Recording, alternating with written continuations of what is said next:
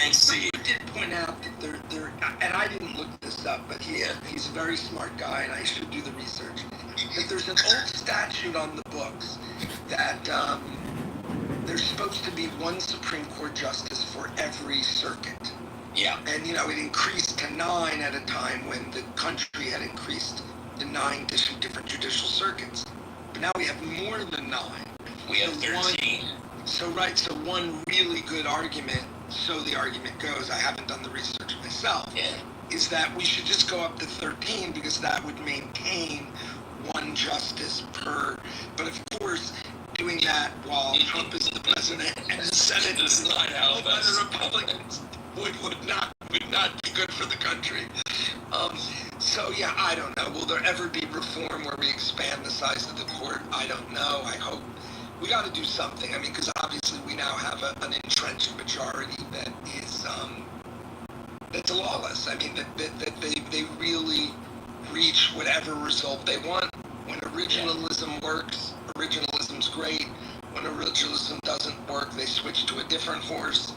But they always seem to find a quote-unquote principled way to reach exactly the result that politically they favor. It's funny how that works out. So true. Thanks, Steve, and thanks for the all the stuff. So there's actually I'm like late to the party here. So there is a room called Supreme Court Confidential. Is that what you're doing? It's been that way for. It's like Deep State Patriots. Is that a room or a house? Club or a house? I don't know why I missed that. Okay, because I thought you were just doing it. All right, because feel free to promote it, because as we promote Dr. Francis. What I will do is I will go. I discovered now, which I really was not focused on, that there's something called a waiting room. Yeah. There are lots and lots of people who are waiting to be members because I guess I have to approve them. So maybe I'll. Yeah. Well, you can change that. There's a. If you go in, but yeah. All right. Thanks, Steve. Okay, I wanted to get to Elle and to Marshall, who haven't spoken. Also, I feel guilty because I was about to call Andrew because Andrew has been pretty active in the chat room, putting links in there. And Andrew, if you want to come back and explain yourself, talk about some of the links that you put in the chat, we would love that. Anyway, let's go to Elle and then Marshall, and then if Andrew comes back, that would be great too. Hi guys. I'm mostly focused right now on the vote in the Senate that I've been just going through. That's why I was curious if you could give us an update. Yeah, no, they haven't finished voting, so I don't know where they're at. Is that why we can't see them we see them in a little corner? Yeah, they're like kind of walking around, and it's really hard to focus on exactly where they're at. But they read the bill, Elle? They read the full... Yeah, they read the whole bill. They're making speeches right now. It's sort of the debate part. I'm sorry, go ahead, whoever was. I was going to say, I talked to Duncan last night, and they should start Vote-A-Rama around 5 East Coast time, and it's predicted to run through to like 2 a.m. I thought it started already, and the speeches were over, because I can't see. I'm watching C-SPAN now, and it looks like they're just milling around. They're not focusing on any speaker. Let me look at the text message you sent me. No, you're right. Vote-A-Rama began this morning, not at 5. I misquoted. Wow. Yes, they'll be voting, he said, until about 2 a.m. Until 2 a.m.?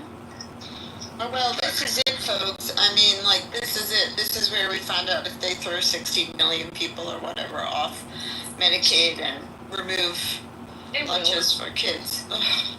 They will. Yeah. It's from reading the thread in there, it looks like something happened here where they're not going to be able to save the SNAP program changes. So I'm able to pick up some things from the thread. I'm going back and forth to the YouTube thread.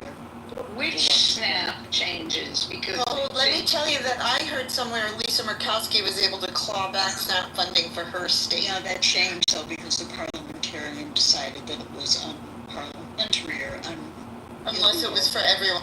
Yes, so that didn't work for her. She tried, but it didn't work. So anyway, I'm trying to stay eye on it, but we don't have any final vote yet. Go ahead, No, Marshall. they shouldn't. They're not going to have a final vote. My brother said till about 2 a.m. His piece of NASA NOAA legislation, it'll probably come up at like 9 or 10 tonight.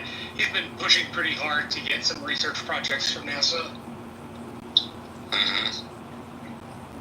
Anyway, do you want to, talk about Such an irrational way to make law. I mean, this, put aside even the substance. It's like, this is so absurd. Of course, they're all going to be so exhausted they can't even think. They don't even remember which version of the bill they're voting on. Calling it vote-a-rama is ridiculous. I'm just continue. That's what the Senate and House call it. They call it vote-a-rama. Well, that's so stupid because it removes it of all dignity. Oh, never mind, I'm old. Well, they got rid of dignity a long time ago. The 2 a.m. voting, that's a lot more normal than you think it is. They will often, to get through fairly tough bills, stay for vote-a-rama until late into the wee hours of the morning. My brother has been there many a time where all you get to do is sit there and they notice, see if anyone even notices, because they'll all be asleep when the actual bill is passed. Of course. That's part of the deal. That's the strategy. Apparently not. Most people are awake and vibrant at that time, or at least the congressmen and senators are. Their staffs get sleepy. That's what my brother tells me. No, but the population is asleep. I mean, everybody's in bed, and it's like, for something this important, you would want to see in real time who's voting for what, and it's it just seems like a sleazy way to do business. I don't know. It's been done that way for a very long period of time. I mean, over 100 years. I wouldn't disagree that it needs to be fixed, but it is not uncommon for the House of Representatives, when deciding on budget bills before they go to the Senate, to stay into the wee hours of the morning. It's far more common than most people think. And also, frankly, I'd like to know how many people watch C-SPAN, even if it is made available. Not to mention the people most directly impacted by some of these big cuts are probably sleeping or working through the night in 2 jobs. So, this is, definitely should be fixed. But I think, I'm just wondering, so this really, I hope the philanthropists in the nation or the entrepreneurs are getting funding to do some stopgap measures to support these families. And I'm wondering how much the state budgets have set aside to support these communities. Because there is people have seen this coming now enough for a while. So I'm trying to look into where people have pivoted to try to. Philanthropy can't really ever fill the stopgap of these shortfalls in funding, but there must be some investment in some of these organizations that can pick up some of the slack. But I don't know how it hits the state budgets or how the state. I mean, it's just it's a mess for families on the front line and people on the front line. And also, what's the forward legal strategy, Steve, to push back against any of this? I just wanted to let you know, I was able to ascertain that this is not the final vote. What they're doing is voting on various portions of it right now, trying to get rid of things and keep things and lose things. So this is why this is a long process. It's not the it's not like the final vote. They're voting on sections of it right now. Oh, interesting. So does that mean at the end of this conversation, there will be another day where they discuss the actual finalized version? No, I think probably Marshall knows probably better than I do. He's got sort of a time frame on it. But I asked him at Chad, several people said this is not the final vote. They're voting on sections of it. So that's what's happening. There you go. Yeah, sorry to interrupt. Yeah. Go ahead, Andrea. No, I was just in frustration wondering what the legal strategies were that were in play. to go back against this, but that maybe is a topic for another day or another Steve room. But I did notice, by the way, during some of the actions on Pride, I saw a flyer that talked about a chant around the largest, longest chant heard across the country that they're trying to organize from July 1st to July 4th. Has anyone heard about this? No. I don't know enough about it, and I don't know if, I hope, well, let me check it out before I, work out what. The only thing I heard is that they are July 14th Indivisible March. Oh, that, but also the fact that they're suspending a lot of 4th of July celebrations, especially like in Los Angeles, where they're concerned about violence or rioting or whatever. Which, that's so sad. Yeah. They should worry about the fact that all of their fireworks are like 80 to 100% more expensive now because of the tariffs. Maybe they'll consider that. Yeah, and also we didn't talk about Canada. I was curious, Barbara, that since Carney has taken down the tariffs for I guess it was for digital services that are coming out of America. I thought that was weird because he gave them up instead of saying, pulling a Trump and saying, well, we'll suspend this for 2 weeks while we have a conference. Was there any pushback because he sort of gave up too easily? Can you hear me okay? I'm driving. Yeah. Okay. Yeah, there was definitely pushback and some interpretation around he's putting, kind of the peace, let's collaborate together, being friendly type thing, right? That's his intention. So I think there's a strategy behind it, but certainly it's a bit of a shocker for many Canadians going, what? Because it's so opposite as to our, local premier in Ontario, who is completely standing up against it, So, Andrew, I'm sure is Andrew still in the room? He's down below. That's why I wanted Andrew to come back up. Okay, invite him back up. I'm sure he has a lot of insight into it. But in my world, it's a bit of a shocker that that's happening, and then others do say, well, I think he's being strategic. So who knows? I don't know. Yeah. It's weird. It is weird. I had that same sense that you did, which was, I understand he's kissing his ass because that's the strategy people do. But at the same time, why did he have to do that? I think he would have been fine to say that this is what we're going to do. If you don't, if you misbehave. Yeah. Very, very strange.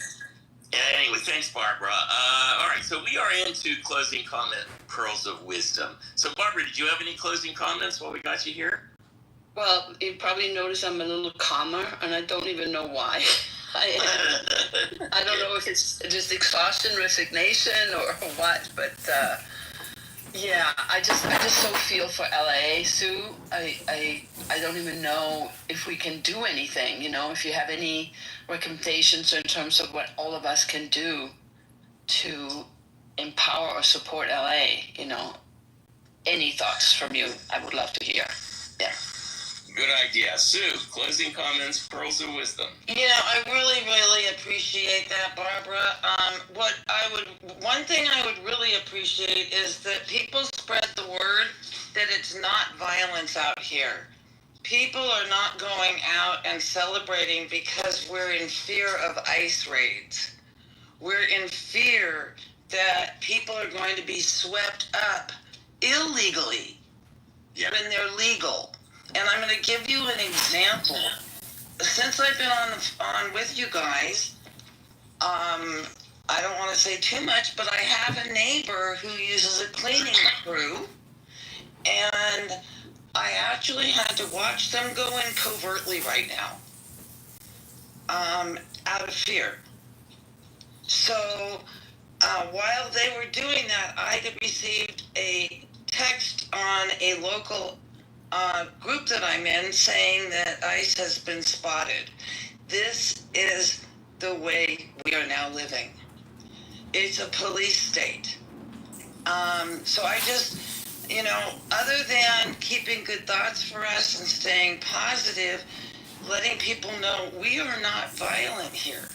We're trying to be as peaceful as we can and stay under the radar, even those of us that are legal. So that's all I can say. Thanks. Thanks, Sue. Yeah, good advice. I agree.